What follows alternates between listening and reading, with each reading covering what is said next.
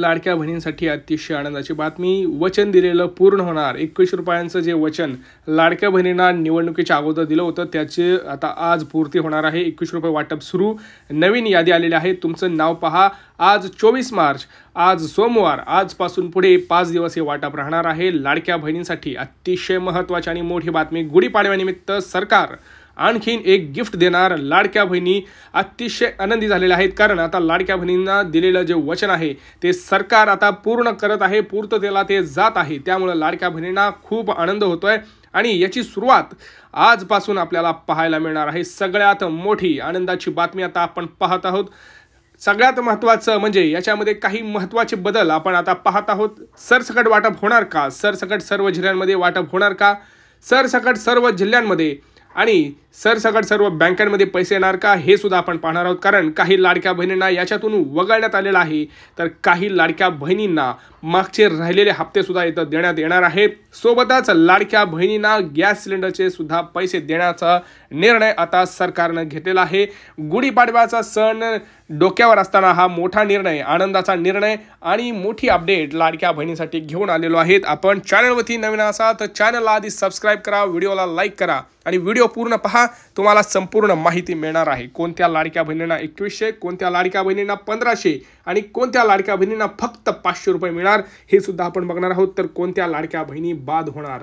हो, बाद सुद्धा भरपूर लाडक्या बहिणी होणार आहेत, कारण मंत्रिमंडळाची जी बैठक पार पडलेली आहे त्याच्यामध्ये मोठा निर्णय तिथं घेण्यात आलेला आहे. काय निर्णय घेण्यात आलेला आहे?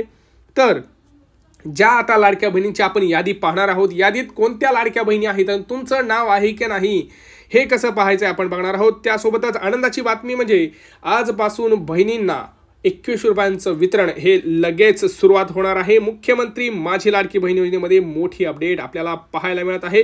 आनंदाची बातमी पहा. आपण डिटेलमध्ये माहिती पाहणार आहोत. एक एक मुद्दा, जो महत्त्वाचा मुद्दा आहे, 5 मुद्दे याच्यामध्ये सगळ्यात महत्त्वाचे घेण्यात आलेले आहे, ज्यामुळे लाडकी बहीण अतिशय आनंदी होणार आहे. आणि भरपूर लाडक्या बहिणींच्या बँकेमध्ये आज पैसे, खटाखट पैसे तिथं पडणार आहेत. आज पैशांचा पाऊस पडणार आहे. सोबत लाडक्या बहिणींना गुढीपाडव्यानिमित्त गिफ्ट सुद्धा आहे. आनंदाचा शिधा हा सुद्धा लवकरच आपल्याला पाहायला मिळणार आहे. परंतु त्या अगोदर लाडक्या बहिणींना अर्ज पडताळणीला सामोरं जावं लागणार आहे. 5 मुद्दे आपण बघणार आहोत. पहिला मुद्दा अर्ज पडताळणी. अर्ज पडताळणीसाठी तुम्हाला सामोरं जावं लागणार आहे, कारण सरकारचं असं म्हणणं आहे, आता ज्या लाडक्या बहिणी आपल्याकडे यादीत आहेत याच्यामधल्या जवळपास भरपूर अशा लाडक्या बहिणी आहेत ज्या सक्षम आहेत, स्वतःच्या पायावर उभ्या आहेत, त्यांना या योजनेची आता गरज नाही. त्यामुळं या लाडक्या बहिणी स्वतःहून अर्ज माघारी घ्यावं, परंतु याला प्रतिसाद कमी मिळाल्यामुळं त्यामुळं लाडक्या बहिणींना त्यांनी स्वतः अर्ज माघारी घेतला नाही. त्यामुळे सरकारला हे पाऊल उचलावं लागत आहे आणि अर्ज पडताळणी आता करावी लागणार आहे. कारण बघा, सरकारने स्वतः सांगितलं होतं की ज्या लाडक्या बहिणी सक्षम आहेत त्यांनी आपलं आता अर्ज माघारी घ्यावा, परंतु तिथं जो प्रतिसाद आहे त्यासाठी खूप कमी मिळाला आणि सरकारनं असं ठरवलं की आता बाबा ह्या गरजू लाडक्या बहिणी तर नाही आहेत, बरोबर, ज्यांच्या घरी आता 5-5 लाख रुपयांचं उत्पन्न झालं आहे, पुढं गेल्यात, ज्या स्वतः नोकरीला लागल्यात, ज्या इन्कम टॅक्स भरत आहेत, ज्यांच्याकडे 4 चाकी आलिशान गाड्या आहेत, या लाडक्या बहिणींना या योजनेची गरज नाही. म्हणून इथं अर्ज पडताळणी सुरू आहे. आता तुम्ही घाबरू नका. मी तुम्हाला सांगणार आहे कोणत्या बँकेमध्ये आज पैसे वाटप होणार आहेत, कोणत्या जिल्ह्यांपासून सुरुवात होणार हे सुद्धा मी तुम्हाला या व्हिडिओमध्ये सांगणार आहे. बघा, अर्ज पडताळणी याच्यामध्ये सगळ्यात महत्त्वाचं 4 मुद्द्यांवरती लक्ष देण्यात येत आहे. 4 गोष्टी सगळ्यात महत्त्वाच्या ठरणार आहेत. पहिली गोष्ट, जर तुम्हाला याच्यातून बाहेर म्हणजे बाद व्हायचं नसेल तर 3 गोष्टी, 3 कागदपत्रांचं तुम्हाला पूर्तता करणं खूप गरजेचं आहे. अर्ज पडताळणी कोण करत आहे? दुसरा मुद्दा, अर्ज पडताळणी करत आहेत अंगणवाडी का सेविका, त्याच्यातल्या ज्या मदतनीस आहेत आणि सोबतच त्यांच्यासोबत एखादा महिला व बालकल्याणचे अधिकारी सुद्धा असू शकतात. आता बघा, सगळ्यात महत्त्वाचं याच्यामध्ये 3 कागदपत्रांची मागणी केली जाणार आहे. पहिलं म्हणजे तुमच्याकडचा उत्पन्नाचा दाखला. उत्पन्नाचा दाखला तुमच्याकडे 2.5 लाख रुपयापर्यंत जर असला तर तुम्हाला कोणीही बाद करू शकत नाही. तुमची योजना कोणीही बंद करू शकत नाही आणि तुम्हाला यादीत नाव आल्यापासून तुम्हाला जे काही पैसे आहेत ते जमा होण्यासुद्धा सुरुवात होत आहे. बघा, अंगणवाडी का सेविका ही यादी तुम्हाला महिला व बालकल्याणकडे पाठवत आहेत. ज्या लाडक्या बहिणी पात्र होत आहेत अशांची यादी ही महिला व बालकल्याणकडे जात आहे आणि अंगणवाडी का सेविकांकडे सुद्धा जी डेटा आहे तो कोणी कोणी पाठवला आहे लक्षात घ्या. मुद्दा नंबर 3, त्यांच्याकडे RTO कडून डेटा घेण्यात आलेला आहे, इन्कम टॅक्स डिपार्टमेंटकडून डेटा घेण्यात आलेला आहे, सोबतच अन्न व पुरवठा विभागाकडून सुद्धा गेलेला आहे की कोणत्या कोणत्या लाडक्या बहिणी ऑलरेडी ज्या योजना आहेत त्यांचा लाभ घेत आहेत, कोणच्याकडे 4 चाकी आहे, कोण इन्कम टॅक्स भरत आहे, या सगळ्यांची व्हेरिफिकेशन तर होणारच. त्यानंतरच तुमचं नाव हे यादीत येणार आहे. आता हे तुम्हाला कितपत योग्य वाटतंय तुम्ही कमेंट सेक्शनमध्ये कमेंट करा. कोणाकोणाला वाटतंय की ही जी अर्ज पडताळणी आहे ही थांबली पाहिजे, किंवा ज्या लाडक्या बहिणींना पहिला हप्ता मिळाला त्याच लाडक्या बहिणींना आत्तापर्यंत म्हणजे सरसकट सर्व लाडक्या बहिणींना हप्ता मिळाला पाहिजे असं कोणत्या कोणत्या लाडक्या बहिणींना वाटत आहे त्यांनी कमेंट सेक्शनमध्ये कमेंट करा. कारण बघा, जोपर्यंत तुम्ही बोलणार नाही तोपर्यंत सरकारला समजणार नाही.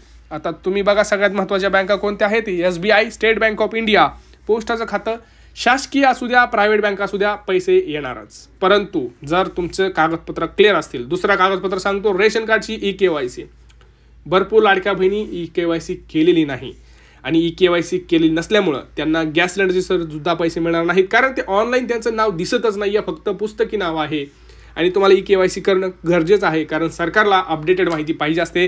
कोण हयात आहे, नाही, कोण योग्य आहे, कोण आता याचा उपयोग करण्यासाठी पात्र आहे, ह्या सगळ्यांची माहिती त्यांच्याकडे ठेवावी लागते, कारण बोगस लाभार्थी वाढू नये म्हणून तुम्हाला रेशन कार्डची EKYC करायची आहे. कुठे करायची आहे? रेशन दुकानात करू शकता.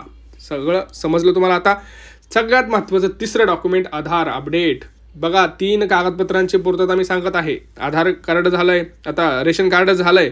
रेशन कार्ड सोबत तुम्हाला आधार कार्ड सुद्धा अपडेट करायचं आहे. 5-5 वर्ष झालं तोच फोटो आहे, तोच माहिती आहे. अपडेटेड कुठं नाव चुकलेलं आहे, बर्थ डेट चुकीची आहे, तर ते सगळं करेक्ट करून घ्या आणि अपडेटेड आधार कार्ड तुमच्या बँकेत जमा करा. हे 3 कागदपत्र जर तुम्ही दिली तर तुम्हाला कोणीही अडवू शकत नाही. तुम्हाला लाडक्या बहिणींचे पैसे हे मिळणार, कारण तुमचं नाव यादीत असणार.